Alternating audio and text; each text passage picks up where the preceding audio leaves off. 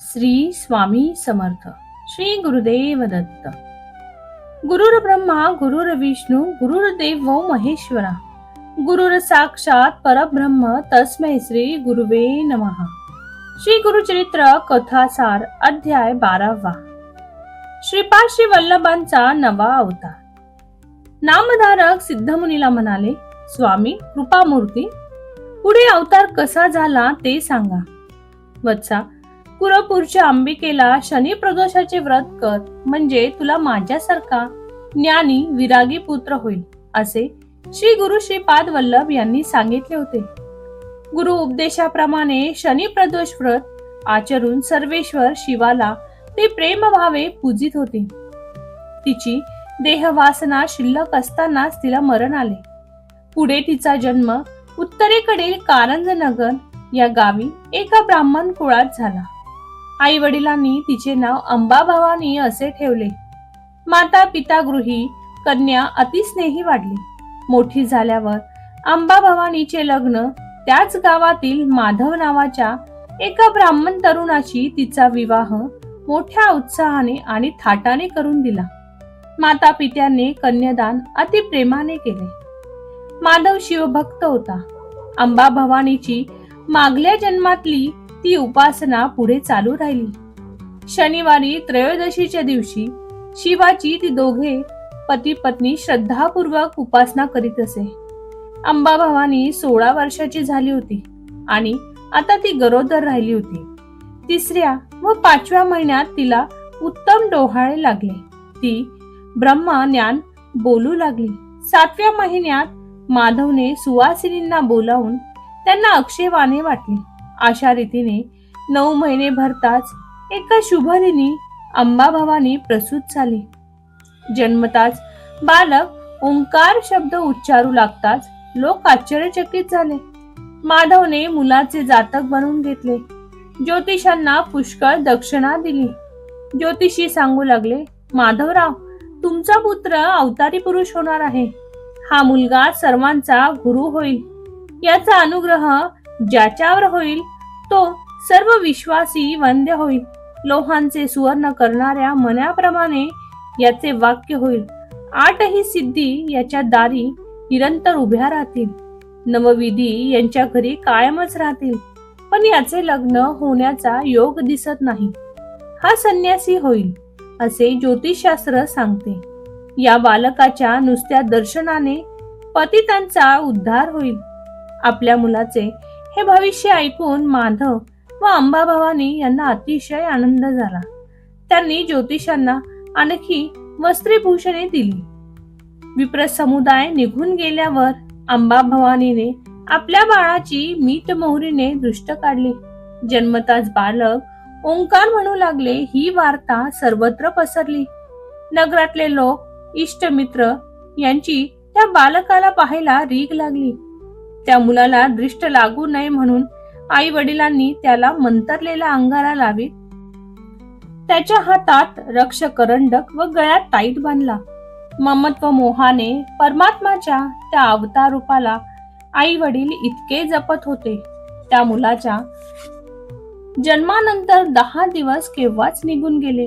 मोठ्या थाटामाटात मुलांचे बारसे साजरे केले. मुलाचे जन्म नाव शालिग्रामदेव असे ठेवण्यात आले. नरहरी असे व्यावहारिक नाव माता पित्याने ठेवले. तसे नाव ठेवण्याची वहिवाट आहे. मुलावर आईचे ममत्व फार थोर होते. ती पतीला म्हणाली, स्तनी बाळाला दूध फार थोडे आहे, तेव्हा स्तनपान देण्यासाठी एखादी दाई मिळवा किंवा एखादी म्हैस विकत घेऊन या, म्हणजे त्याची भूक शमेल. अंबा भवानीच्या मांडीवर असलेल्या चिमुकल्या नरहरीचा इवलासा हात तेवढ्यात आईच्या स्तनाला लागला आणि नवल घडले.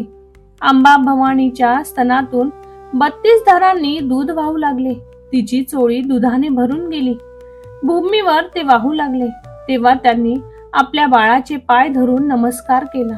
तो चमत्कार त्यांनी दृष्ट लागेल म्हणून गुप्त ठेवण्याचे ठरविले. पाण्यात घालून मुलाला अंगाई गीत गाऊ लागली. त्याला झोके देत असे.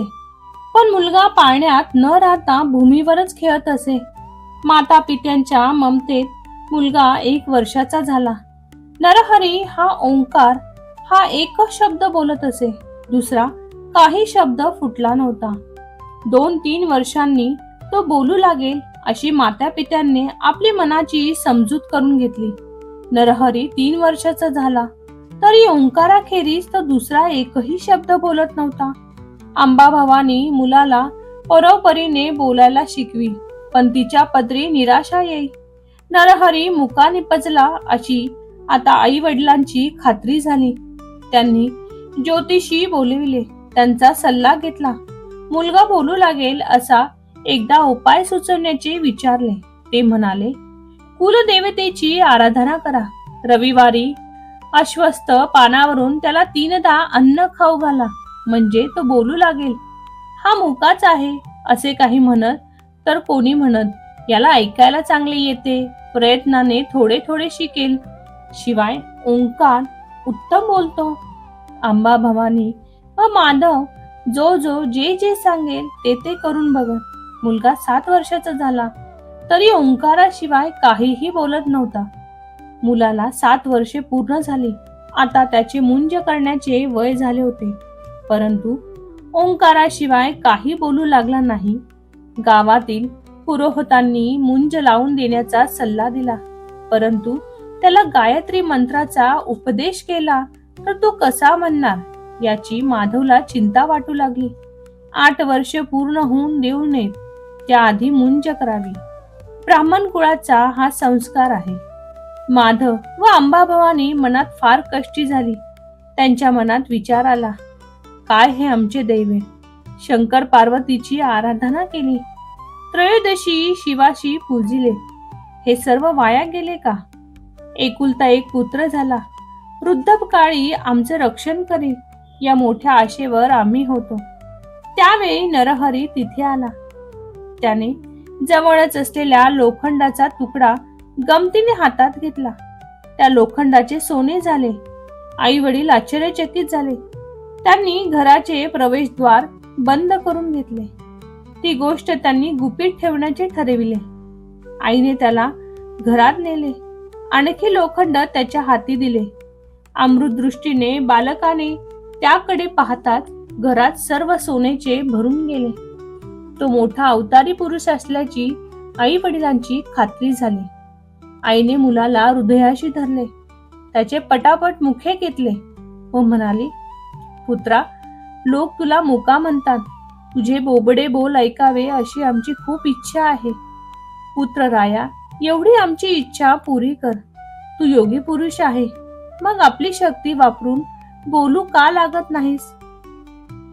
माझी मुंज करून दिलीत की मला सगळे काही बोलता येईल असे नरहरीने खुनेने सांगितले. तेव्हा आई वडिलांना अपरंपार आनंद झाला. त्यांनी लगेच ज्योतिषांना भेटून त्यांच्या सल्ल्याने व्रतबंधक करता जवळचा मुहूर्त ठरविला. मोठ्या उत्साहाने सर्व तयारी केली.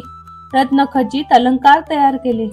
मुक्या मुलांची मुंज करणार तर तो मुंजीनंतर गायत्री मंत्राचा उच्चार कसा करणार? एवढा मोठा खर्च फुकट केला जात आहे. एवढे द्रव्य खर्चून काही फायदा होईल काय? लोकांच्या बोलण्याकडे अंबाभवानी व माधव यांनी अजिबात लक्ष दिले नाही. मुंजीला चतुर्वेदी ब्राह्मण बोलविले. मोठ्या थाटामाटा सोहळा सुरू झाला. लोक खूप समारंभाला आले होते. गंमत पाहण्यास टपले होते. माधवने मुलाचे आदल्या दिवशी चौलकर्म केले. अभ्यंग स्नान घातले. नंतर विधीपूर्वक जानवे घातले. अंबाभवानी मातृभोजनाकरिता नरहरीला घेऊन गेली. आईजवळ भोजन करून नरहरी वडिलांकडे आला. माधवाने त्यांच्या कमरेभोवती मौजी बंधन केले. ठरलेल्या शुभ मुहूर्तावर नरहरीला गायत्री मंत्र कानात सांगितला. त्यांच्या स्वभावावर लोकांची अलोट गर्दी जमली होती. सर्वजण उत्सुकतेने नरहरीकडे पाहत होते. माधवने गायत्री मंत्र क्रमाक्रमाने शिकविला. नरहरीने त्यांच्या मनातल्या मनात उच्चार केला. उघड स्पष्टपणे त्यांचा उच्चार केला नाही. माधव निराश झाला. अंबाभवानी निष्ठापूर्वक आपल्या पुत्राला पहिली भिक्षा वाढायला घेऊन आली. तिने नरहरीला वस्त्रे आभरणे दिली, पहिली भिक्षा देऊन अंबा भवानीने त्याला आशीर्वाद दिला. नरहरीने अग्नी मिळे पुरोहित या तृगवेदातील प्रथम मंत्राचा उच्चार करून सर्व वेद म्हणून दाखविला. दुसरी भिक्षा घालताच यजुर्वेदातील ईशेत्वा हा मंत्र म्हणून दाखविला व लोक मान डोलावू लागले. कित्येक जण आश्चर्यचकित झाले. अंबा भवानीने तिसरी भिक्षा घालताच नरहरीने अग्नआयाही पासून प्रारंभ करून समग्र सामवेदाचे गायन करून दाखविले. माधव व अंबा भवानी यांचा आनंद गगनात मावेनासा झाला. मुका मुलगा चारी वेद म्हणून दाखवू लागला. नरहरी हा जगद्गुरूंचा अवतार असल्याची लोकांची खात्री झाली. सर्वांनी नरहरी पुढे नमस्कार घातला. नरहरी अंबा भवानीला म्हणाला, आई, तू मला भिक्षा मागण्याचा उपदेश केला आहेस. तुझ्या या उपदेशाप्रमाणे मी वागेन. तरी मला आता तू निरोप दे. तीर्थयात्रेला जावे असा माझा निश्चय ठरला आहे. घरोघरी भिक्षा मागून पोट भरावे, ब्रह्मचर्य व्रताचे पालन करावे आणि वेदाभ्यास करावा असा माझा मानस आहे. हे ऐकताच अंबा भवानीचा कंठ दाटून तिच्या डोळ्यातून अश्रू वाहू लागले. तिला मूर्छा आली. ती सावध झाल्यावर तिने नरहरीला घरी राहण्याबद्दल विनविले. बाळ, तू आमचा पुत्र आहेस, आमचा रक्षक आहेस. तुझ्यावर आमच्या सर्व आशा आहेत. जन्मापासून तू आमच्याशी कधी बोलला नाहीस. मुका म्हणूनच स्वतःला म्हणवून घेतलेस. आम्ही तुझे बोल कधी ऐकले नाही. आता ते ऐकले आहेत. मनाला संतोष वाटला. शिवाची केलेली पूजा सफल झाली म्हणून विश्वास केला. तू गेल्यावर आमचे रक्षण कोण करणार? आई, तू आपल्या मनात बिलकुल खेद मानू नकोस. मी तीर्थयात्रेला गेलो तरी तुम्हाला आणखी 4 पुत्र होणार आहेत. ते तुमची मनोभावे सेवा करतील. आई, तू पूर्वजन्मी शंकराची आराधना केली होतीस ना, त्याचे स्मरण कर. नरहरीने असे उद्गार काढून आईचे सांत्वन केले. नरहरीने आईच्या मस्तकावर आपल्या वरदहस्त ठेवताच तिला पूर्वजन्माची आठवण झाली. नरहरी म्हणजे श्रीपाद श्री वल्लभ याची खून पटून तिने त्यांच्या चरणावर आपले मस्तक ठेवले. तेव्हा श्रीपाद श्री वल्लभ यांनी तिला वर उठविले. आई, तू ज्ञानवंती आहेस. हे सर्व तू गुप्त ठेव. आम्ही संन्यासी यती संसारापासून अलिप्त आहोत. याच कारणास्तव सर्व तीर्थयात्रांना भेट देण्याकरिता आम्ही निघालो आहोत. आता आम्हाला निरोप दे. नरहरीने आईला विनंती केली. अंबा भवानी नरहरीला म्हणाली, पुत्रा, धर्मशास्त्रात ब्राह्मणाने 4 आश्रमांचे आचरण करावे असे सांगितले आहे. मौजी बंधनानंतर 12 वर्षे ब्रह्मचार्याश्रम आचरण करावा. त्यानंतर गृहस्थाश्रमात आयुष्य घालावे. सर्व आश्रमात गृहस्थाश्रम मुख्य आहे असे धर्मशास्त्राचे मत आहे. ब्रह्मचर्यात वेदाधिक पठन करावे. गृहस्थाश्रमात विवाह करून पुत्रादी सुख अनुभवावे. यज्ञ वगैरे पवित्र कर्मे करावेत. त्यानंतर वानप्रस्थाश्रम स्वीकारून शेवटी संन्यास घ्यावा. हे रीतीस अनुसरून आहे, न्याय आहे. धर्मशास्त्राच्या मते पुत्रा, तू बालपणीचे संन्यास घेणार हे धर्मशास्त्राला धरून नाही. मातेचे हे वचन ऐकून श्री गुरूंनी जे तत्वज्ञान सांगितले ते नामधारका ऐक. ते अत्यंत उद्बोधक आहे असे सिद्धमुनी म्हणाले. अशा प्रकारे श्री गुरुचरित्र कथासार अध्याय 12 इथेच समाप्त होत आहे. श्री स्वामी समर्थ. श्री गुरुदेव दत्त.